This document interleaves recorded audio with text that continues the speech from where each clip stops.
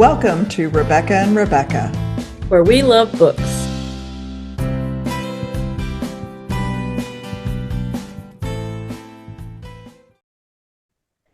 Well, hello everyone, and welcome to another episode of Rebecca and Rebecca, where we love books. And my partner in books is the lovely Rebecca Yager, coming to you from outside of Dallas, Texas. How are you today?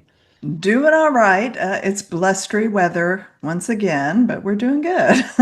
So, Okay. how about you? What's happening in Indiana? It's sunny today.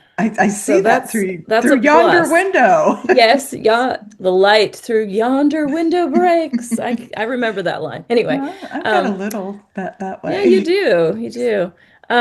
Yeah, so it's decent weather. A little bit windy, so we've got a little of that bluster too, but yeah, it's nice.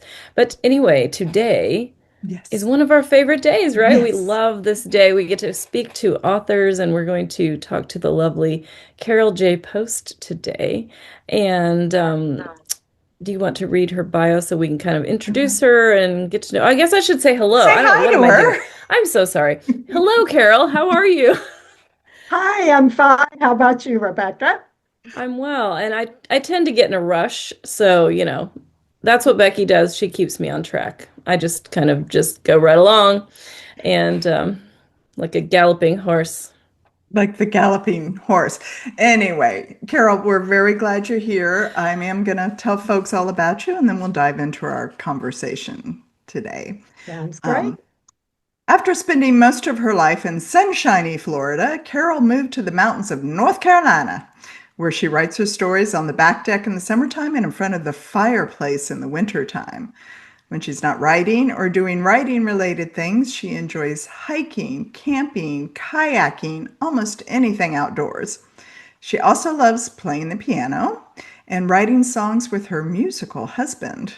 They have two black cats, Ziggy and Zorro. Love those. They love camping, and occasionally the cats take over Carol's blog with their It's Saturday posts. I love that, Carol. You sound fun. So, welcome. And Thank I want you. to write with her, either by the fireplace or on the patio. That sounds I awesome. know. I know. I would tag along on all that outdoor activity as well. So, plus I have a pet name with a Z name. So we have all kinds of things in common. Yeah, Well, yeah. cool. Rebecca has a dog named Ziva who occasionally makes an appearance. She Have you does locked her out Ziva, today? Is Ziva. we I just did we lock her out, yeah. adopted another cat, and her name is Ziva. Ah, So we got a female now too. They have a little sister. Oh, how very fun. nice. Very nice. How Yeah, fun. I that was one of the things I loved about this book was the animals. Of course, I'm the animal queen here, I guess you could say. I like the animals, and so Ranger was one of my favorite characters. Great. Yes, the book we're talking about is Detecting Deadly Threats. I guess we should say that too. Probably. We There I am again, just jumping specific right ahead. jumping ahead. I mean, we Yeah. will talk about detecting deadly threats, but Carol, we wanted to start with, did you always know you wanted to be a writer? No, I actually did not. I always enjoyed writing. I was one of these crazy kids in school that actually enjoyed doing book reports and research papers and all, but I never considered writing as a career until my husband and I we were a team couple on Marriage Encounter doing the marriage enrichment weekends, and we would write talks, on certain topics, and then the lead team couple would review. This was back in the days when everything was by snail mail. And so we would send our talks off. And my second talk, the lead couple, she says, this is the first time in 25 years of doing this that I haven't had any edits. And so that's what put the idea in my head. I might be able to write. So if it weren't for that, I don't know that I would have ever thought about writing for a career. That's a really unique way to discover it. We've heard a lot of different stories, and I really like that one. That one is really cool. That you were doing, to go from that point to the writing thing. I think that's really cool. Yeah, Um, Just start out with no edits, man. Go. That's the best, right? It's unusual, very Yeah, unusual. I So, can't say that about my books. Those always come back with edits. so we tend to talk a lot about like, I know you mentioned in your bio that you like to write on your porch and or in front of the fire, but so are you a mountain girl, I'm assuming, rather than a ocean person, or do you like both? I like both. The mountains feel more special to me than the beach because growing up in Florida, I spent a lot of time at the beach. We used to do a lot of sailing, and so the beach is more commonplace to me than the mountains. We've just been here about 4.5 years, and so the mountains feel more special, but I love both, and really anywhere in nature, I'm happy. Yeah, it Okay. sounds like Yeah. it. Yeah. Yeah. That would be me too. I am happy as long as I can be outdoors and doing things. I love that. Um, do you get inspiration from your outdoor hiking and all of the activities that you do? I do. Sometimes I'll get story ideas and all, but a lot of times it's just that feeling of being in nature that is just so relaxing and inspirational. I think you see God's handiwork in Yes, for nature. sure. I mean, you can't deny he exists, I think. And I'm partial to the mountains myself, um, with that. So being inspired and being a Christian writer, do you have inspirational quotes? Do you have a piece of scripture that keeps you moving forward? We know writing can be difficult. It can be fun. It can be difficult. So what helps keep you motivated, or is there scripture or advice someone gave you, or both? Yeah, as far as scripture, one of the verses I really like for discouragement or just feeling like quitting or whatever. I don't often feel like quitting writing because I really do enjoy it. But 2 Corinthians 12:9 says, "My grace is sufficient for you, for my power is made perfect in weakness." And so this is a verse I kind of come back to for all areas of my life. And it's a reminder I can't, but God can. I love that. Mhm. That's very important to remember too, is that, when like you said, when you feel weak, that's when God can do the most work in you. So I love that.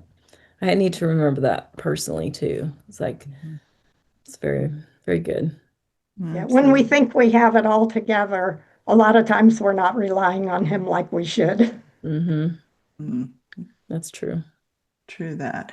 Um, Now, Carol, I saw earlier in some stuff you sent us that you homeschooled your children before homeschooling was really a thing. So, did you wait until your children were more grown before you started writing, or did it happen in the midst of trying to homeschool and you're trying to start a writing career?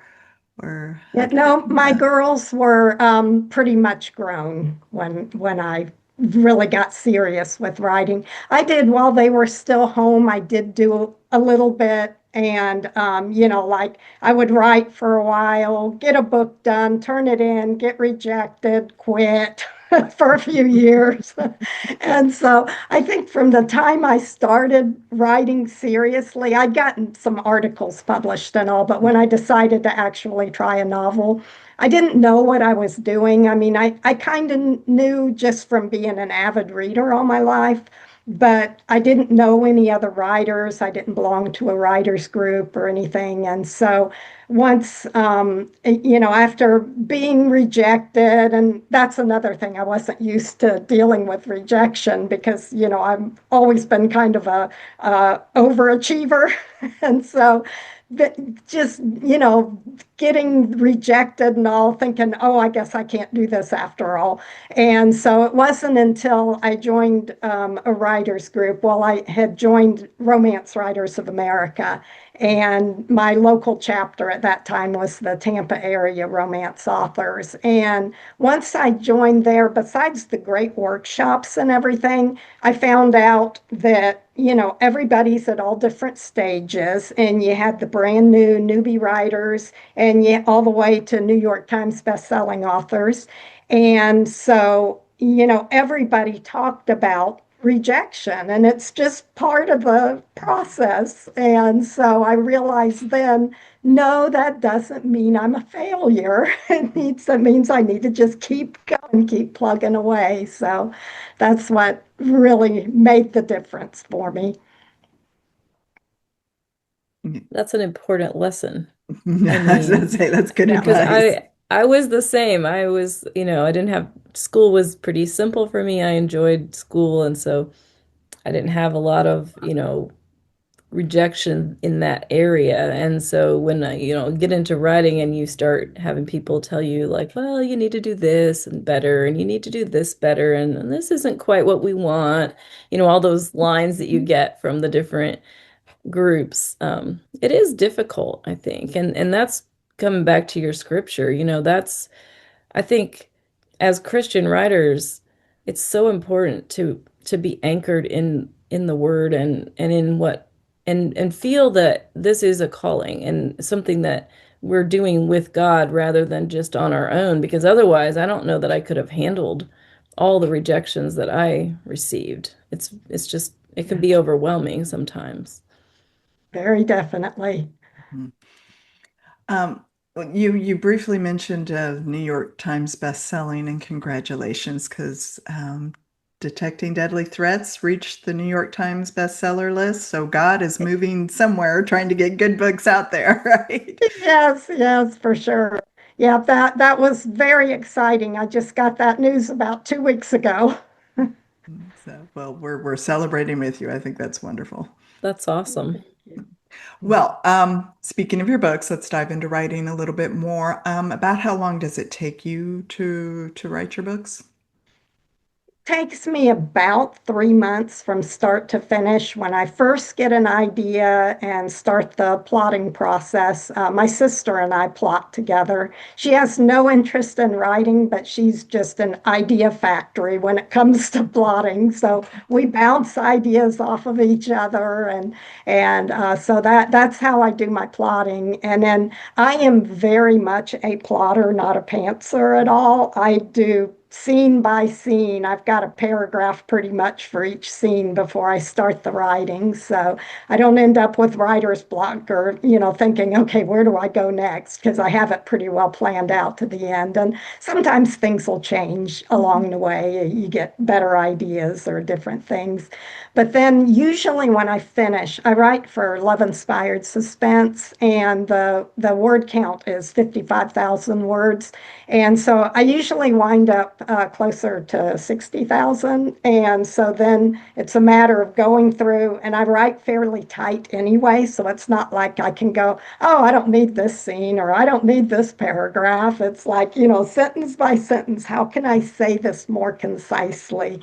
And so I feel like it does make my writing better, even though it is time consuming and tedious and all when you get the book finished and have to, go through that process. But the one time I came in real close to word count, and I sent it off to my critique partner, and she came back with, she had her critique and all, but she made the comment that it wasn't as tight as what my writing normally is.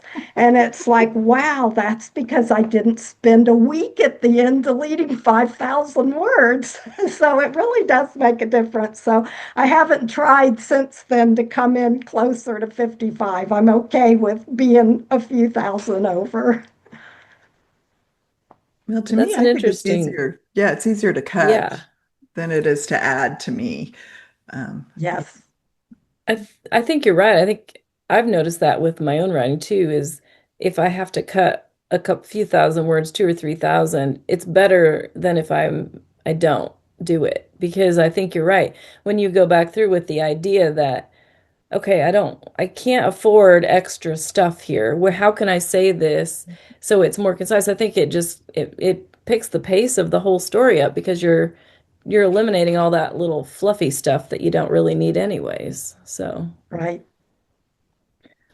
All right, so you write um, romantic suspense, and but so there's a little bit of research that has to be done. So what's like the oddest piece of research that you've come across as you've been trying to plot out and put your book together?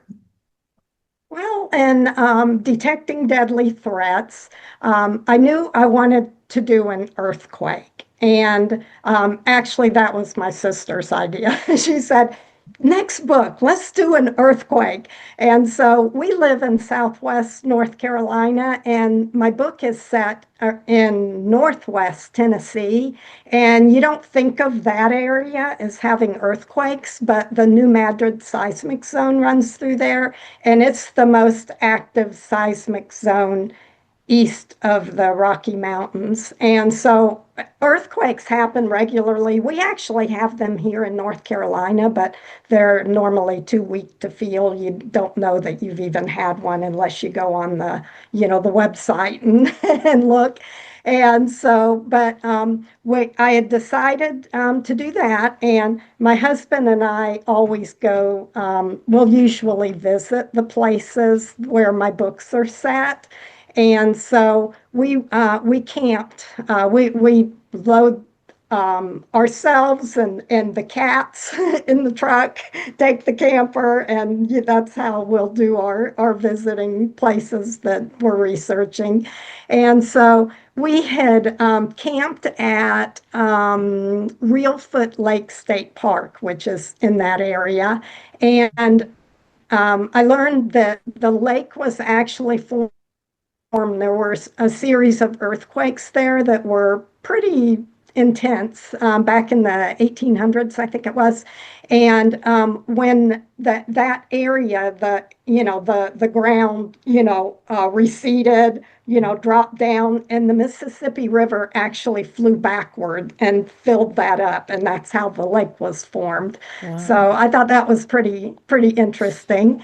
And what was kind of cool on that, as far as the research with earthquakes, living in Florida and then living here in North Carolina, I had never experienced one, at least one that I could feel. And so I did a lot of research. What do they sound like? What do they feel like? All this. And then one Saturday morning, about 2 months after I turned the book in, my husband and I are sitting in the living room. We're having our devotions, and I hear something that sounds like distant thunder. But then it just kept going and going and going. And then it got louder and louder and louder. And then the floor is shaking and the upstairs is creaking. Even then, I did not think earthquake. My husband did. But I'm thinking, we're under attack. And so I run outside looking for a mushroom cloud. My husband, he figured out right away. He said, I think we're having an earthquake. And so it only lasted, like, I don't think it was even a full half a minute, for maybe about a half a minute from the time that the rumble started. But I thought after that, if it would have happened just a couple of months sooner, I could have saved myself some research. Yeah. Oh, but it was more fun to go travel and, That's right. and go do that. With all your research and you're a plotter, like you said, you plot things out. Has there ever been a time, or did any of the characters surprise you with the direction as things were moving along? Did they want to go this way when you were going this way? You know. Um, Not as much like a total change in direction, because I do a lot with characterization and all before I start the writing. As I'm working on plot, I'm also working on characterization, and so I've really know the characters well before I start writing, but sometimes they'll surprise me with just something deeper than what I initially planned on. One example is in Detecting Deadly Threats. The hero acquired his nephew, 13 years old, when the hero's sister was killed in a car accident 2 months before the story opens. And so, of course, the boy's grieving, and poor Zach, his uncle, can't do anything right. And about the only thing he's got going for him is he drives a cool car and he has a cool dog. But other than that, his nephew thinks he can't do anything right. And so, but with some of the things, the grief and trauma that the heroine went through, it surprised me how that the relationship there happened between her and the boy, and how she was able to help him, and how they kind of helped each other, just the way they connected on a much deeper level than what I had initially planned on. And so there were some cool scenes that came out of that. Mhm. Yes.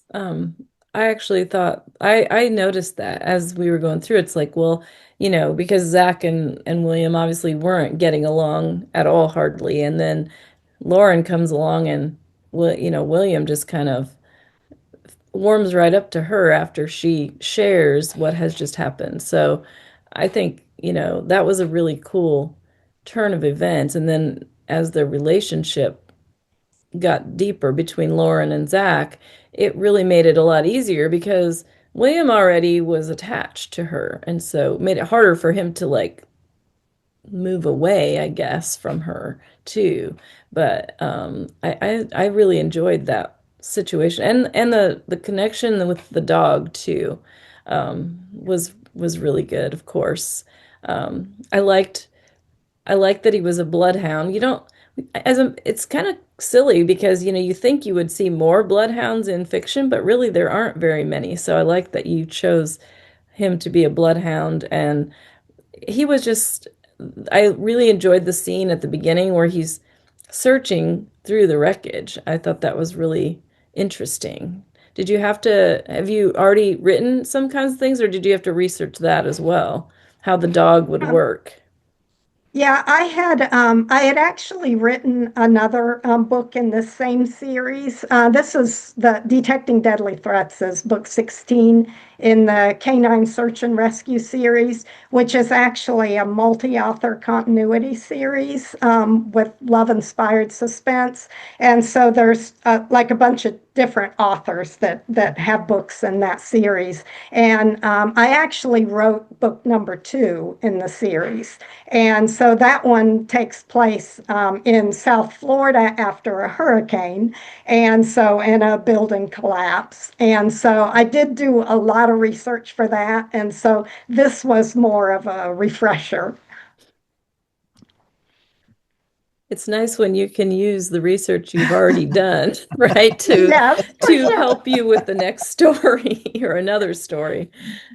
And Yeah. so, Well, that's um, cool.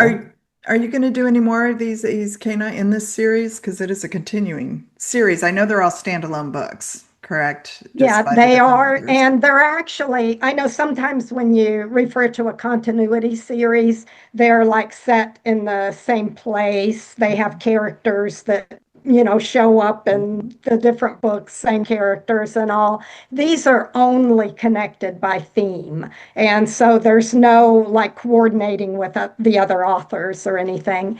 And I actually just emailed my editor a few days ago to ask if, if I can get another one of the books in the continuity series. And she said, that's all we have planned for right now. But Mm. they may, open it up for some more later on. But yeah, I'm on the list if they do. Okay. Well, for a cat person, you're writing the dogs really well, or did you grow up Mhm. with dogs or? Well, I've always been more of a cat person, but I do love dogs. And the last dogs we had were two long-haired dachshund sisters. They had been abused, and we Mm. rescued them. And so we gave them a really good life, spoiled them rotten. But I think it's probably been maybe 10 years ago Mhm. since the last one passed away. And my husband's always been a dog person. And so I thought sure after we lost our dachshunds that he would want to get another dog right away. And he's going, well, dogs are a lot more work than cats. And it's like, okay, we've had this conversation many years ago, but I was the one referring to the dogs being more work and all. But so he wasn't ready to get another one. And I guess he's just happy with the cats at this point. Well, you can write dogs well anyway, like we said. So, Well, Yes. thank you. um, Hmm. is there a genre? Because this, like we said, is romantic suspense. Is there a genre that you'd like to try that you haven't tried, or do you have a secret book roaming around in your head or bouncing off with your sister? Yes. Actually, I'm interested in trying my hand at cozy mysteries. And I do have a book that I started. I've done, some quite a bit of plotting and have written like maybe, I don't know, 25% of it or something. So it's just kind of on the back burner till I'm currently finishing the third book on my current contract, which is the last book. And so I might pick that back up again when I get this one finished. I just kind of play with it between books.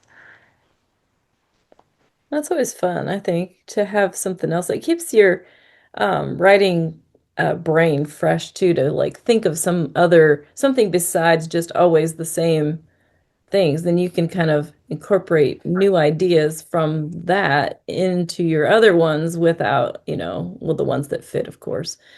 But your sister Yes, can fix them if they're not quite right, it sounds like. I need a that is true. Say brainstorming partners are important, so Yes. Oh, yeah. do that. All right, so Detecting Deadly Threats has been out, but you have a new book coming out in April, if I'm I remembering. do. Yep. That one is actually the fourth book in my Canine Defense series. And all of those books have working dogs, police dogs, search and rescue, a Coast Guard explosives detection dog. The one I'm currently working on, which is the sixth book in the series, has a search and recovery, or sometimes known as cadaver dog.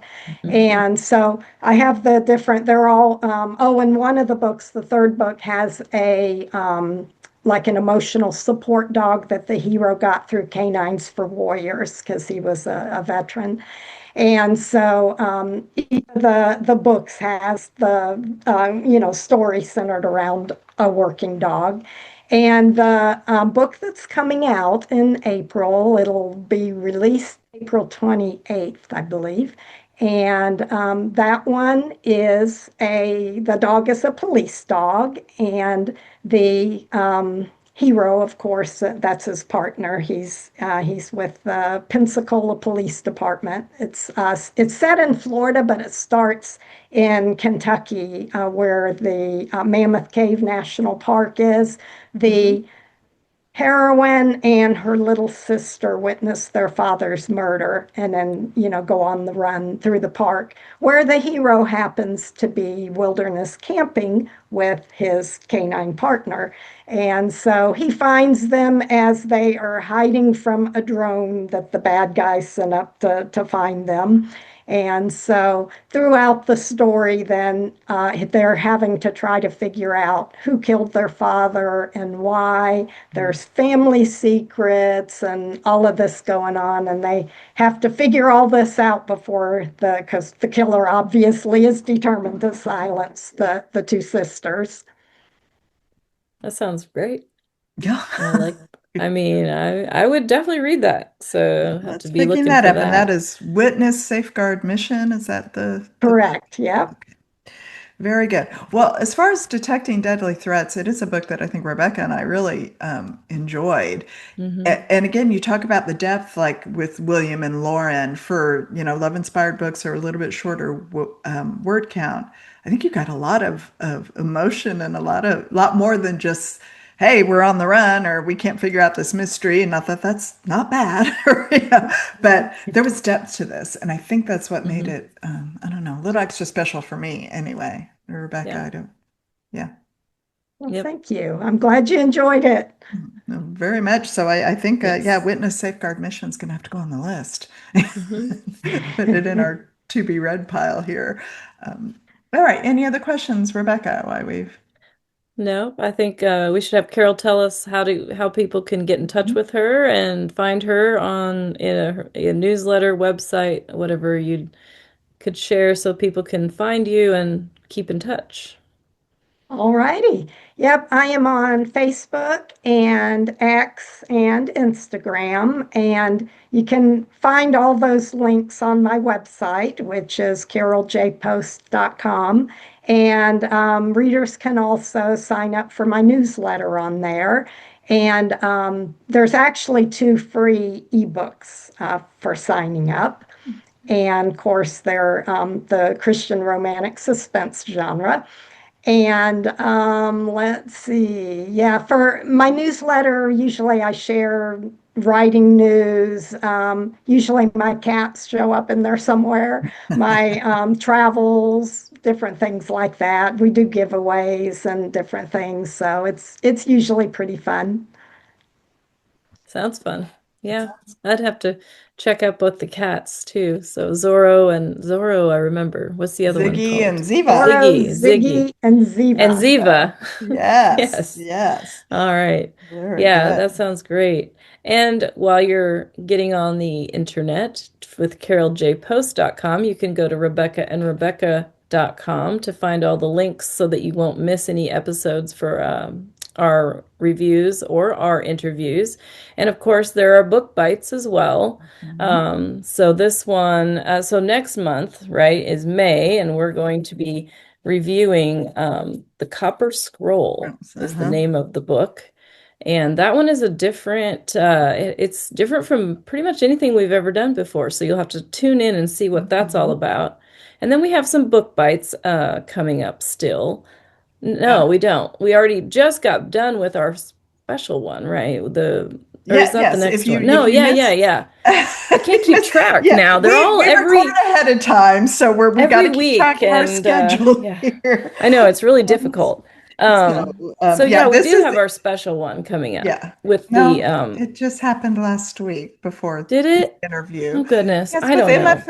Anyway, Anyway, what she's talking about with Book Bites is we interview MFA, who's an audiobook narrator. So this is the first time we have strayed away from talking to authors or talking books, and we talked to an audiobook narrator. So that just dropped last week.